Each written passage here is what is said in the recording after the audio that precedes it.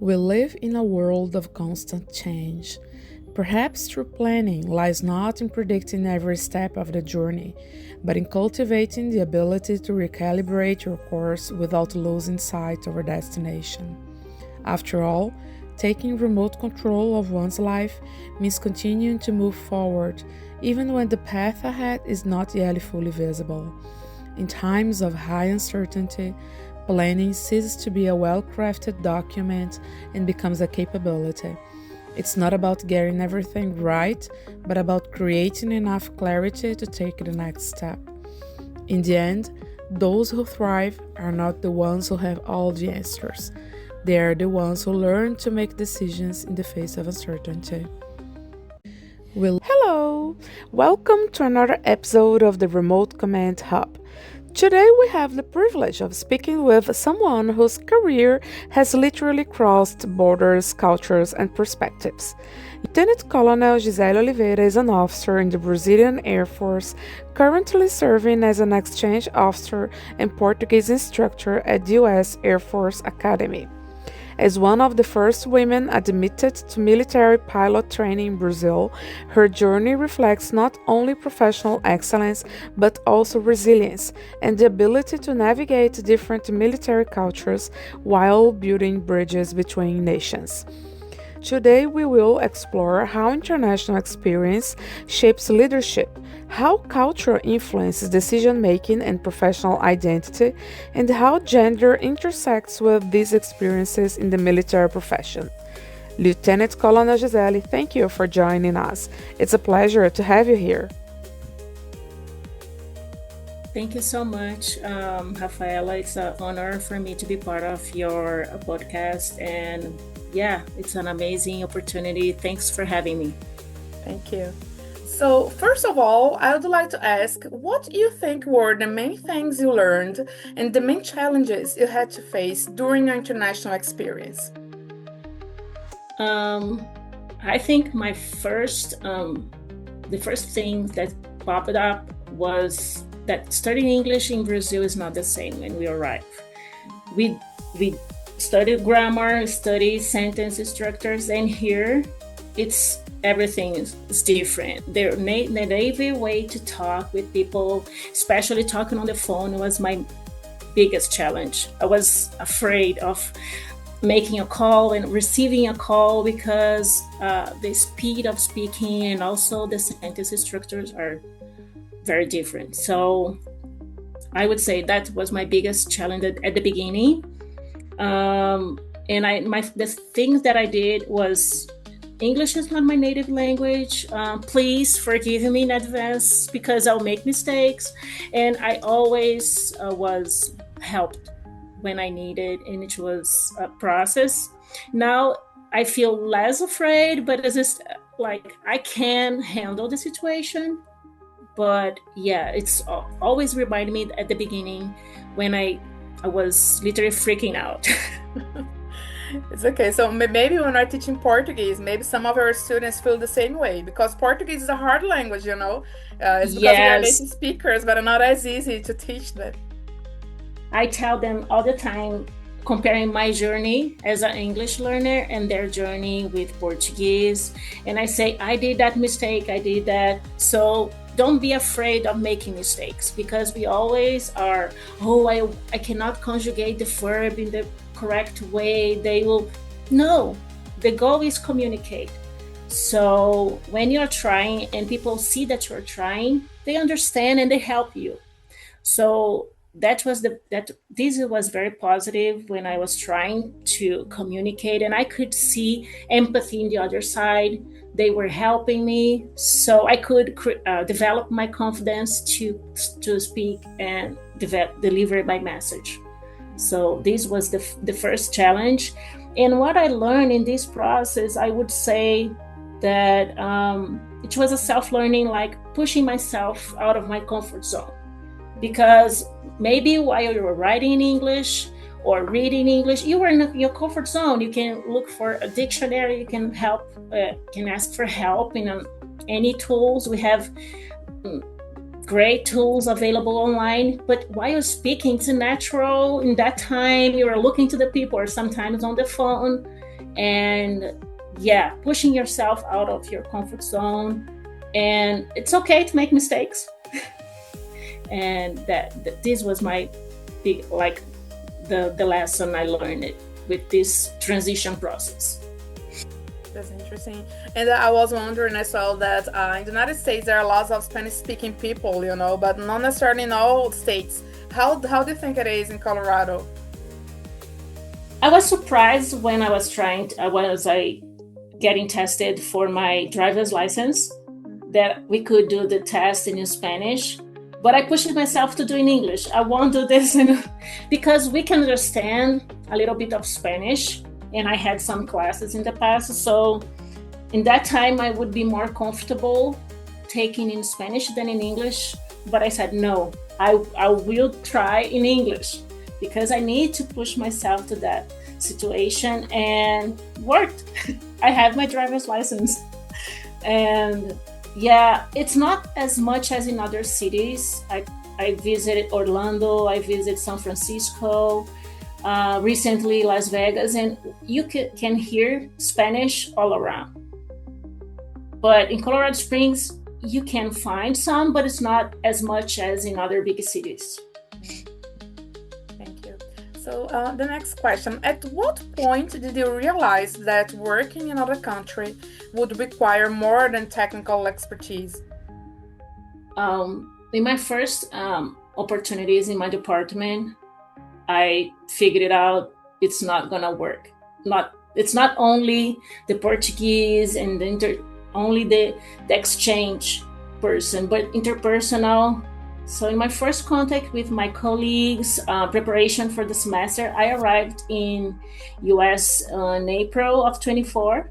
Mm-hmm. And in my first, we need to plan ahead for the classes. In that moment, I said, it's not only Portuguese. We need to deal with other people and try how to communicate in an efficient way, because you are learning, they are trying to communicate with you in a professional environment. So that moment I figured it out that I need more than only technical expertise. But did you fear anything specific, or was like, just in general? Just in general. Fear, I would say that's a strong word, but I was like cautious. Mm-hmm. I was cautious and I want to be clear that, hey, if I made a mistake, please correct me or ask twice if you don't understand, because I was concerned of being misunderstood because of the language and communication barrier. So I said, hey, I made mistakes, please ask twice. If you feel like it's uncomfortable, ask twice. Probably I made something wrong. Did you encounter any cultural misunderstandings? And if so, how did you handle them? Did you feel any of these experiences were tied to your role as a military officer? I did. As I mentioned, I arrived by April of 24. And in May, beginning of May, the department had a gathering, end of semester gathering. And it was scheduled for 3 to 5 p.m. And then I arrived late. I was 20 minutes late. Because in Brazil, celebrations are no times. It's not that much, 20 minutes. I mean, it's but okay. When I arrived, the head of department was talking. Oh, I see. He was in his formal speech. Oh, yeah. For end of semester, and I was so embarrassed because I look at him talking, and imagine in a military environment being late, and your head of department is talking. Oh. And I was embarrassed, and oh my goodness, I made a mistake. It could be a terrible first impression because I was late. And although I have read about the time scheduling that's different in Brazilian and American culture, it's 15, 20 minutes. It's not that late, as you mentioned. But I realized that was not a good thing. And I talked with my head in the department. I said, "Sir, I'm sorry. Mm-hmm. I was late, and I promise I won't be late anymore." And he said, he was super kind. He said, no worries, Gisele. We are in a multicultural department. We have different time zones. We have different cultures. That's fine. But it's super kind. Yes, super kind, especially in a military environment. Yeah. And I made a promise. I won't be late anymore, sir. Please, I will not. And he made jokes. And it was funny. At the end, it was funny. But... and I could count with his comprehension, which is the best part, because he could see that we have different perspectives about time, about how we perceive, for example, celebration. And then in all my classes, I share with the students, hey, parties in Brazil, they have, if the time is scheduled for 8, arrive by 9:30-ish, and no time to finish. The time to finish is up to you and the guests.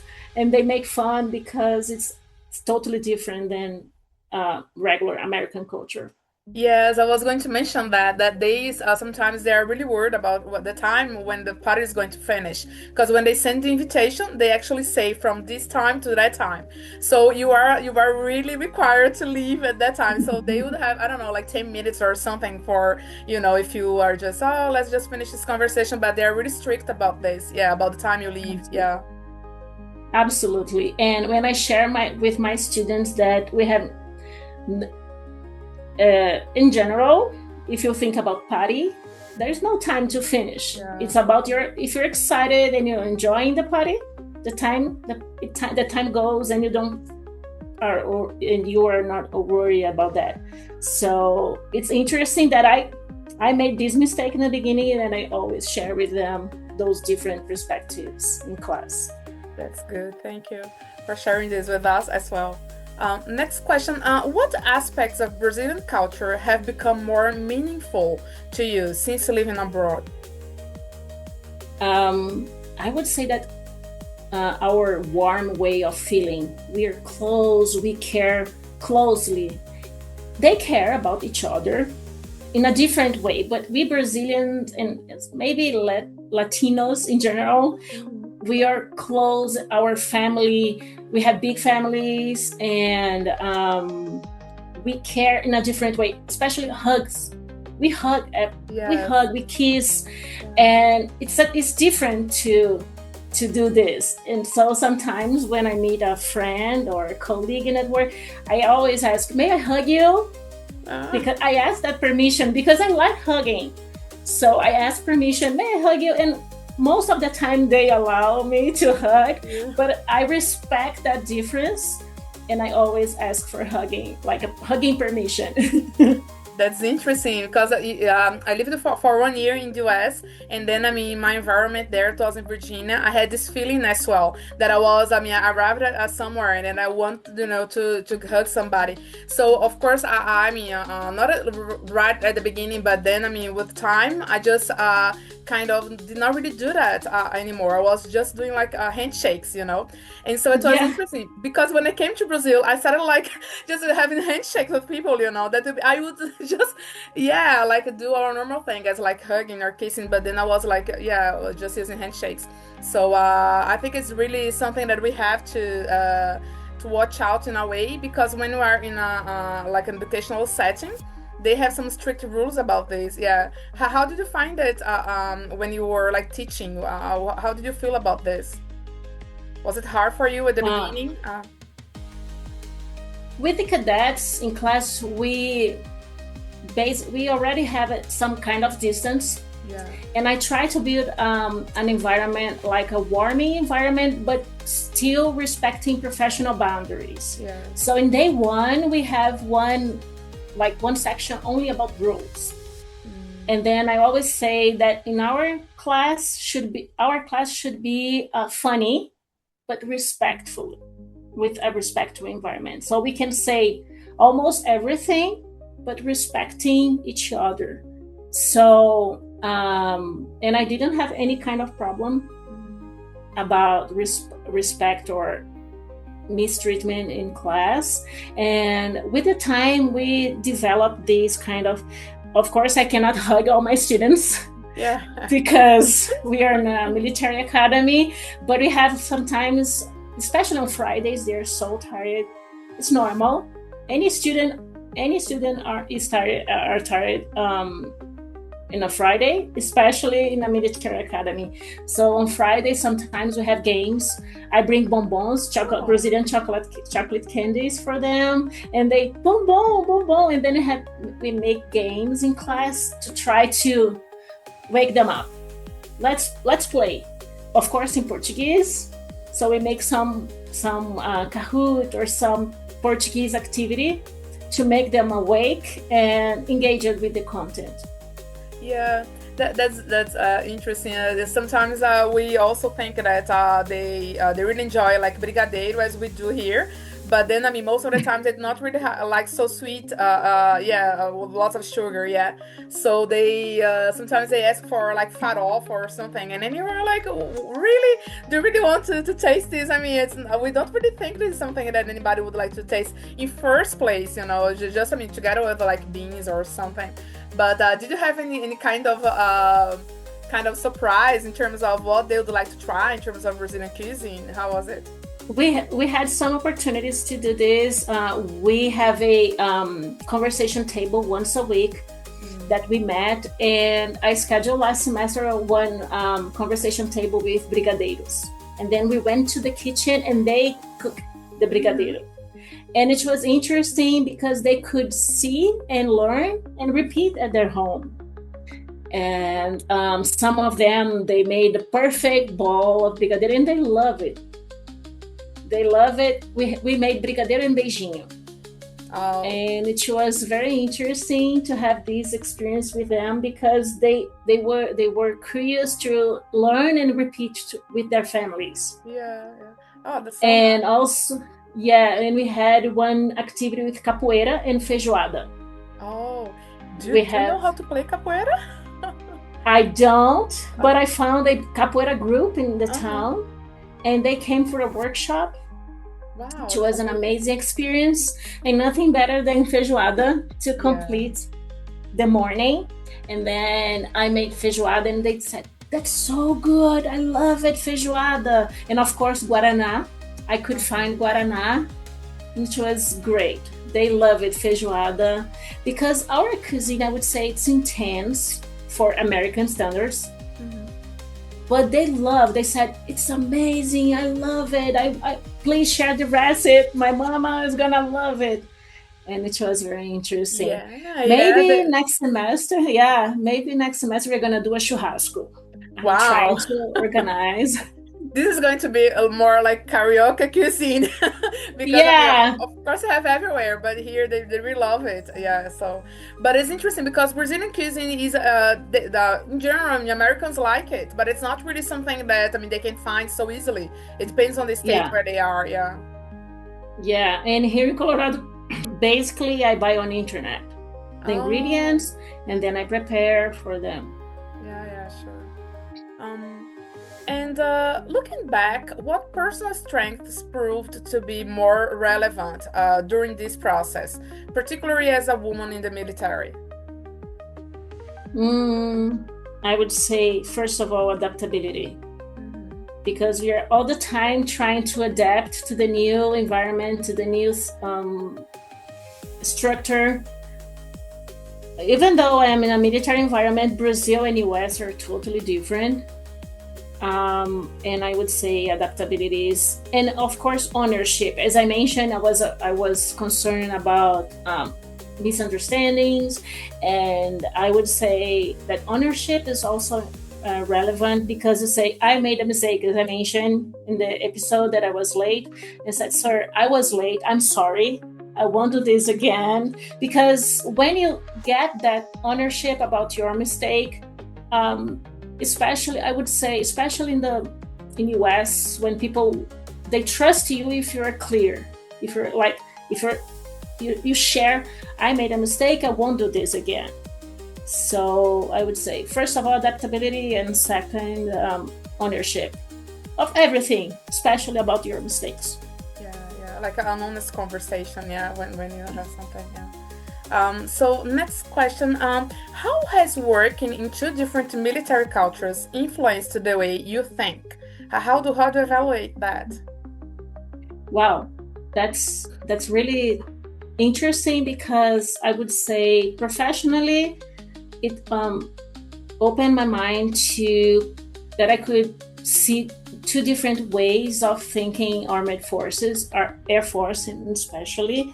So I could see how they guide their leaders to become officers. How is the process? And U.S. is a very operational Air Force, U.S. Air Force, and they're constantly preparing people to battle. And so professionally, my mind is really changed, comparing and learning. How can we work to make Brazilian Air Force greater? How we can improve and write things or provide feedback for the authorities, how we can improve Brazilian Air Force. And personally, oh my goodness, I could say I saw many opportunities.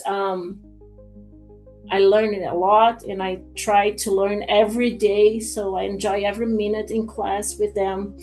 I say that I learn more with my students than I can share with them, because they are amazing. So experience in class is such a great opportunity. And I found my purpose, I would say my professional purpose in life, because I'm a pilot in formation, but I would say that I'm a teacher in my heart, because every class, it's an amazing experience. Yeah, it's like a new world. Yeah, it's always like that. Yeah, totally new. Yeah. And I found myself in that world. That's nice. And can you describe a situation where changing your perspective helped resolve a cross-cultural challenge? The thing that I will share is not actually happen, or like not to resolve, but I would say to avoid a cross-cultural issue, because we receive cadets from Brazil to spend one semester here in the U.S. Air Force Academy, and we send cadets to Brazil to spend the same semester, the fall. And I talked to them before the exchange starts, and I talked to them about many topics, and one of them is about misunderstandings, especially on flirting or dating, because it can happen. They're young, and I share always that Brazilians, we don't talk straight. We don't go straight to the point. We make turns. Maybe, let's see, who knows? And Americans say, no, I don't want that.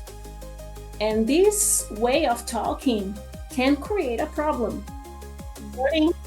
If you're engaging in some conversation, if you are 100% sure, you can be that direct, assertive. Yeah.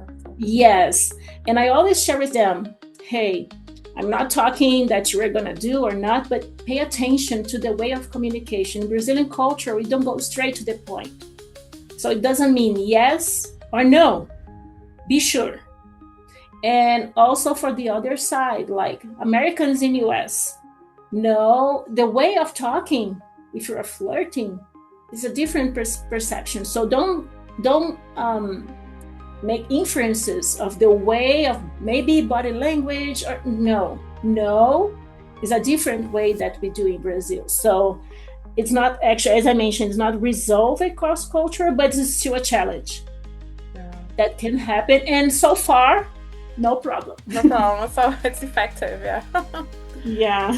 And to what extent has gender influenced your intercultural experiences?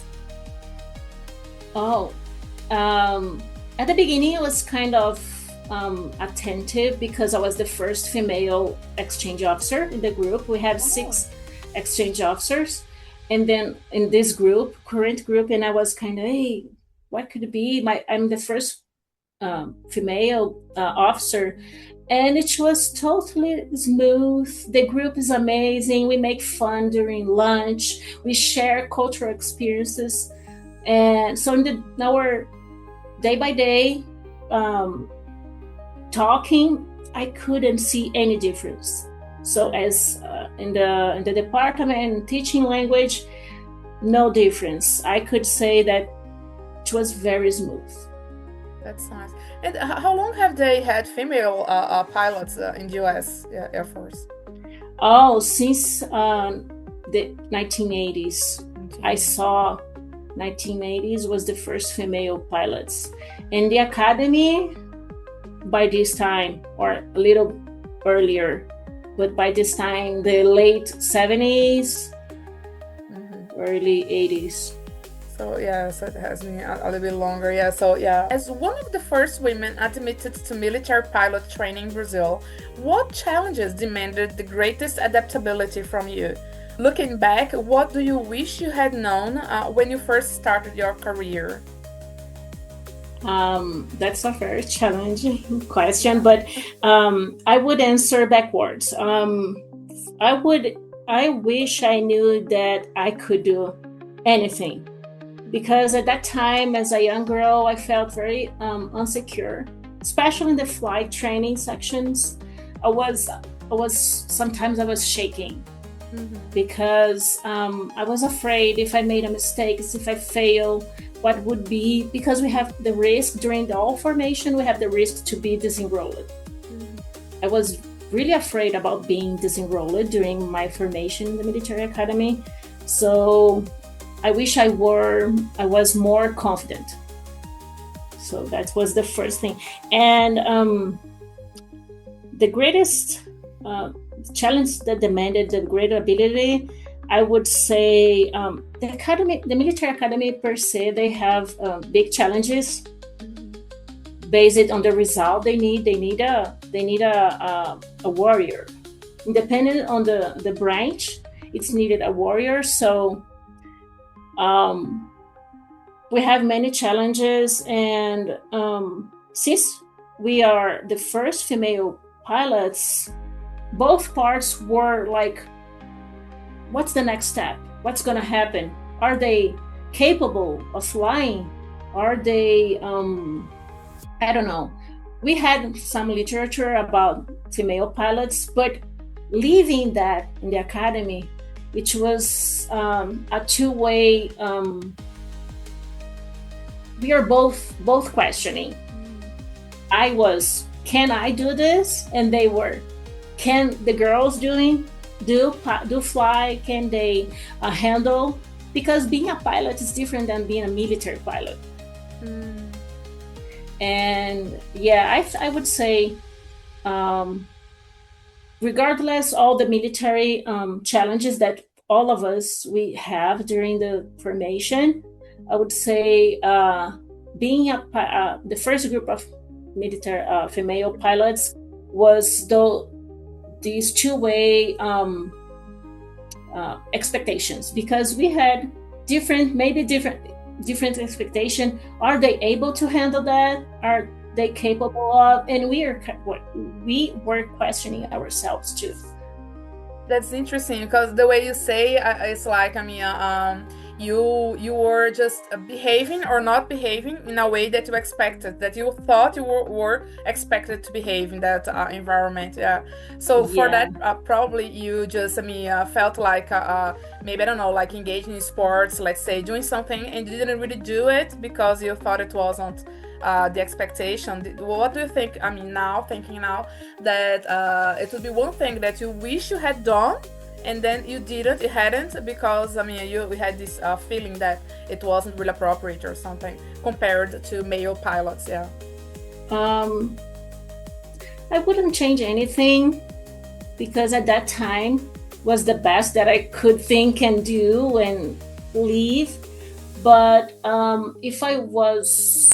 would say if I had this confidence that I could do, I would had suffered less, like had a less stressful flights, less stressful nights pre-flight. So yeah, but it was part of the process. I believe that I have grown with these experiences, and now I feel less stressed when I face challenges, because okay, I can handle that. I have situations that I was almost freaking out, and it was all good. So I can do that. So it's part of the process. Yeah, it's very interesting you put it that way, Giselle. Because I mean, you are being kind to yourself in a way that, I mean, we are not really expected to know everything, and then of course we try to if we try to evaluate a situation that happened in the past with the information that we have today.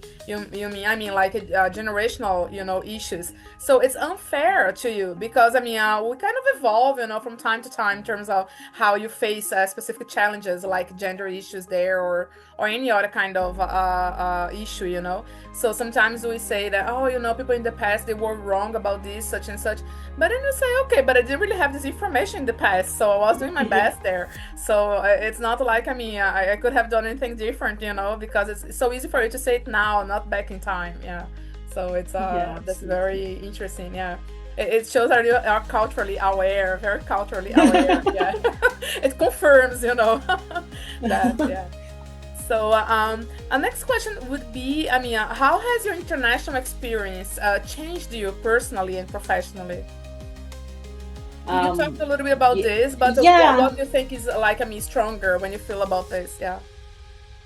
I talk to my kids. I'm a proud mom of two boys, and I talk to them that they can do whatever they want, because sometimes we are closed in a shell and we don't see around us. And I always tell them that they can do amazing things. They can reach places that we never thought. So personally, this international experience changed my mindset. I'm saying in the way that we can do many things since we are open to the new ideas. We are different, but sometimes we don't look around in our routine. If we're close in our routine, work and bills and things to do, and we don't stop. And this international experience brought me up and made me look around. So I feel like less afraid of new experiences, because it's uncomfortable to get out of your comfort zone. If your routine, we like routine, and this experience made me less uncomfortable and seeing the positive way of being out of your routine.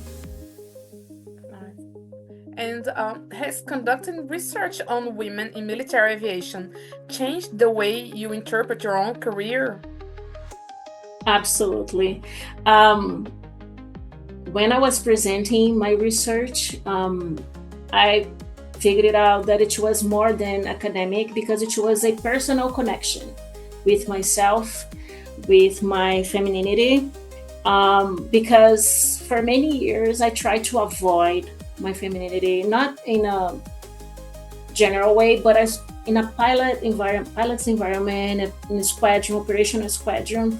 I tried to be part of the group. So I tried to be one more pilot, not the girl. I tried to be one more pilot, and I avoided a little bit my femininity.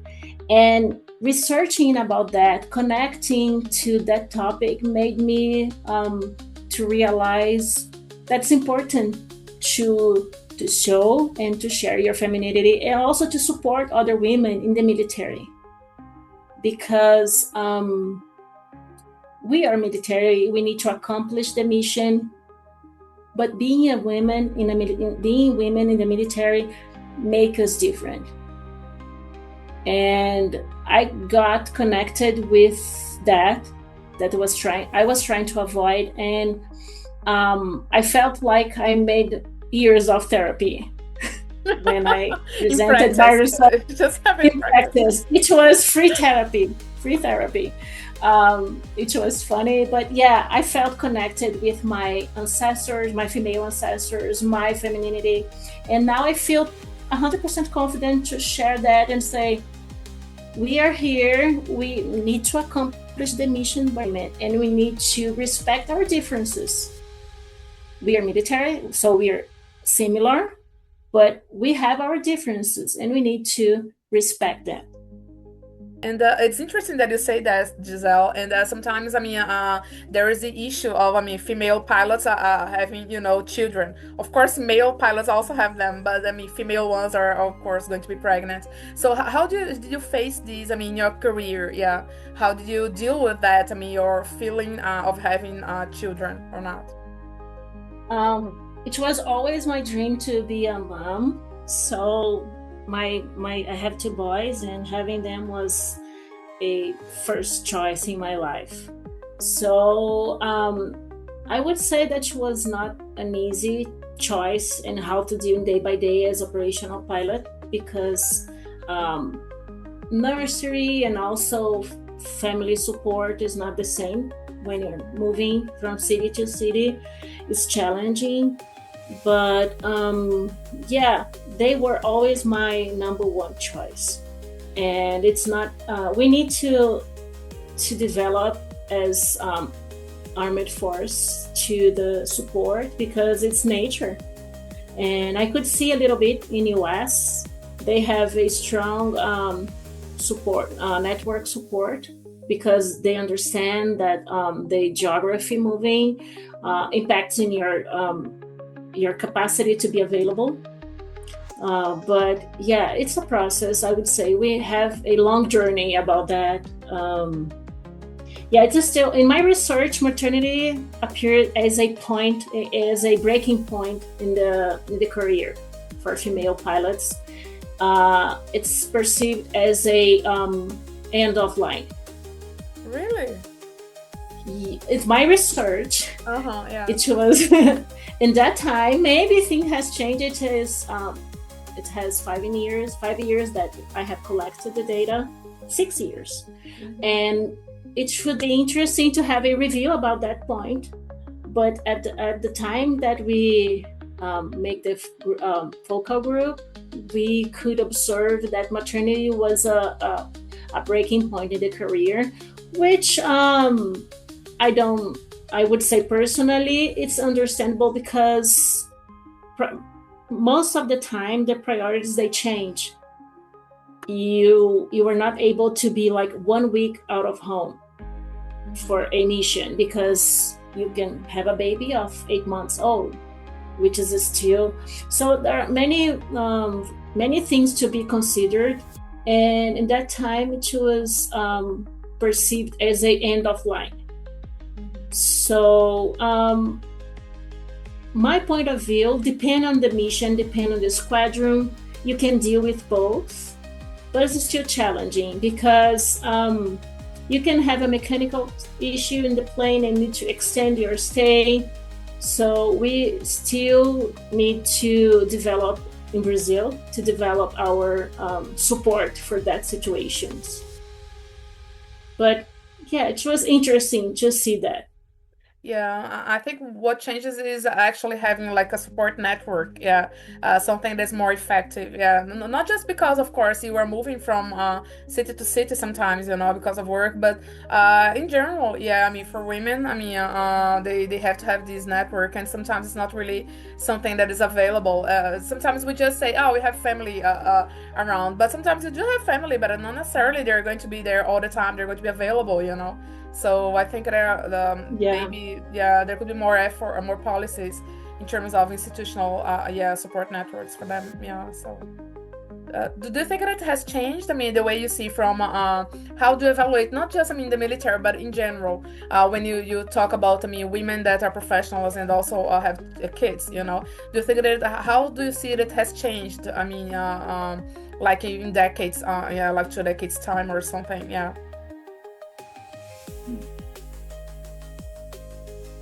Yeah, absolutely. I feel that's changing. It's progressing. It's a process, but I still feel that we could do more. Like being a professional and a mom is still challenging. Only military, but for any area, if you need to be like available or trips. And also at home, sometimes we think, oh, home office is fine to combine maternity and work. That's not. Your kid needs you 110% of the time. Yeah. So yeah, it's still challenging, but families are changing. Absolutely, I feel that's changing. It's progressing. It's a process, but I still feel that we could do more. Like being a professional and a mom is still challenging. Only military, but for any area, if you need to be like available or trips, and also at home, sometimes we think, oh, home office is fine to combine maternity and work. That's not. Your kid needs you 110% of the time. Yeah. So yeah, it's still challenging, but families are changing, works and companies are changing, which is a very it's very pleasant to see those, even though they are small steps, but it means a lot. Small steps, but one by one we can reach anything. Yes, baby steps to reach like a greater goals. It was interesting that I saw one of those days. There was this congress. I don't remember where. I think it was in Europe, and then they had some kind of area, like a nursery area or something, that you'd leave your kids there so you could join the congress. But it was like only 2 or 3 hours, and I was like, okay, only 2 or 3 hours you're going to be able to present your work, but it's not like you're going to be taking part in the congress. Yeah, it's like a very small part of it, but it's still something, Yeah, so let's see for the positive way. We have 2 or 3 hours. Yes, in the past it was 0. Yes, that's it. We're moving from 0 to 2-3 hours. Yeah. So just to complement something you mentioned about the last question, how the research impacted in my life, in my way of thinking. There is a sentence of Rupi Kaur that I really love, and I share with special women in my journey, and I want to share with you and you all listen the podcast. That she says, we all move forward when we recognize how resilient and striking the women around us are. So I really love this sentence of her, because we are the network. We support each other. So when we see women making amazing things, we feel stronger to do that too. Yeah. It's like a mirror that we say. Like a mirror. That's it. And if you had to summarize your cross-cultural journey in one sentence, what would it be? Oh, that question is, I heard that. Yes, the most difficult. But I would say that we can do amazing things. It's just push ourselves to that. That's it. That's very good. Thank you, Gisele, for your talk today. Thank you. Yeah, it was really nice to hear your insights on this. Yeah, and your cultural background, we can just, see it in every word that you say, in everything that you say, we can just confirm how you are culturally aware. Yeah. So thank you so much for this interview today.